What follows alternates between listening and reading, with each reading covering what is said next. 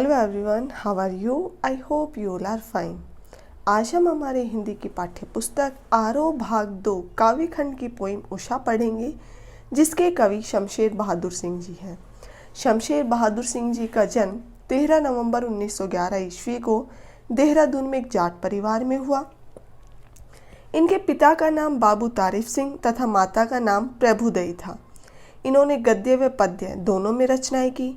इन्होंने सन 1932-33 में लिखना आरंभ किया था तथा इनकी आरंभिक रचनाएं सरस्वती तथा रूपाभ में प्रकाशित हुई।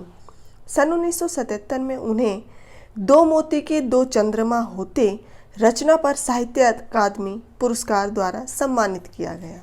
कविता परिचय। उषा। उषा का अर्थ क्या होता है? उषा का अर्थ होता है सुबह। जब रात बीतने के बाद जब अंधेरा धीरे धीरे छटने लगता है और सूर्य उदय हो रहा होता है और इसी सूर्य की रोशनी से आसमान का काला रंग कैसे धीरे धीरे अलग अलग रंग बदलते हुए नीला हो जाता है, उसका कवि ने बड़े अद्भुत ढंग से शब्द चित्रण किया है। और इस कविता में उषा का वर्णन ऐसे लगता है मानो कोई चित्रकार अलग अलग रंगों का प्रयोग कर सूर्य उदित होते हुए दिखा रहा हो। प्रातः नभ था बहुत नीला शंख जैसे।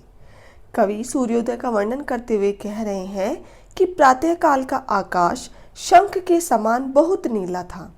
आकाश की तुलना शंख से क्यों की गई है? क्योंकि शंख की जो चमक होती है वह बिल्कुल स्वच्छ व नीली होती है। वैसे ही उस समय आकाश भी स्वच्छ और नीली चमक का दिखाई दे रहा था। भोर का नभ, भोर अर्थात सुबह का, नभ अर्थात आकाश, राख से लिपा हुआ चौका अभी गीला पड़ा है। सुबह का आकाश जो गहरा नीला था, लेकिन कुछ क्षण बाद गहरा नीला रंग थोड़ा मंद पड़ गया और वातावरण में नमी आ गई। उस समय आकाश ऐसा लग रहा था कि जैसे राख से लिपा हुआ कोई गीला चौका हो। चौका अर्थात रसोई बनाने का स्थान।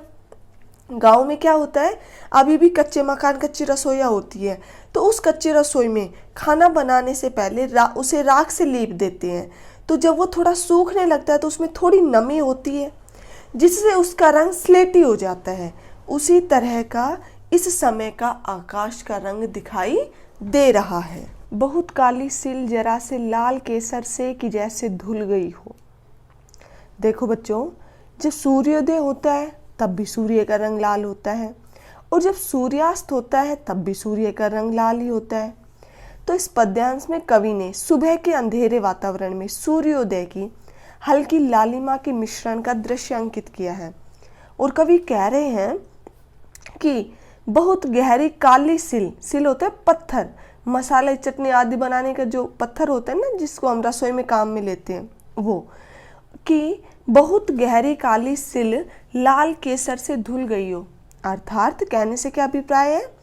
कहने से अभिप्राय है कि संपूर्ण आकाश में सूर्य की लालिमा फैलकर आकाश को इस तरह से हल्के लाल रंग का बना रही है जैसे कि सिल पर केसर के धुल जाने पर भी उसकी लालिमा उस सिल पर अभी शेष रह गई हो। उसी तरह की आकाश में भी हल्की लालिमा छाई हुई है। स्लेट पर यह लाल खड़िया चाक मल दी हो किसी ने। उस समय वातावरण ऐसा दिखाई देता है कि मानो स्लेट पर लाल खड़िया चाक, मिट्टी का होता है, उसको लगा दिया गया हो। याद रखना बच्चों, यहाँ कवि ने नीले आकाश की तुलना किसके साथ की है?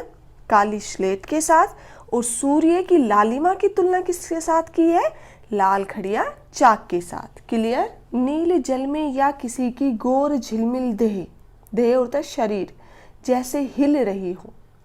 जैसा कि आपको पता ही है कि किस तरह से कवि शब्दों के माध्यम से प्रातःकाल के सूर्योदय के अलग अलग चित्र अंकित कर रहे हैं। कवि बता रहे हैं कि किस तरह से आसमान का रंग गहरा नीला होता है, फिर कैसे स्लेटी हो जाता है, फिर कैसे हल्के लाल रंग का होता है। और इस पद्यांश में कवि बता रहे हैं कि जब सूर्य हल्का लाल रंग का हो जाता है तो उसके बाद सूर्य की श्वेत सफ़ेद आभा दिखाई देने लगती है। उस समय का जो प्राकृतिक सौंदर्य होता है उसमें कुछ नमी और कुछ चमक होती है। वो नमी और चमक ऐसी दिखाई देती है कि मानो किसी सुंदर स्त्री की गोहरी देह नीले रंग के पानी में झिलमिला रही हो। और जादू टूटता है इस उषा का, अब सूर्योदय हो रहा है। उषा का जादू टूटना अर्थात प्रातःकालीन प्रकृति के अद्वितीय सौंदर्य का कम होना। कवि कह रहे हैं कि देखते ही देखते उषा का प्रत्येक क्षण में जो बदलता हुआ सौंदर्य था वो अब लुप्त हो जाता है। क्यों? क्योंकि क्षण भर में ही आकाश में सूर्य पूर्ण रूप से उदित हो जाता है और वो चारों तरफ अपनी श्वेत कांति या चमक फैला देता है। Thank you.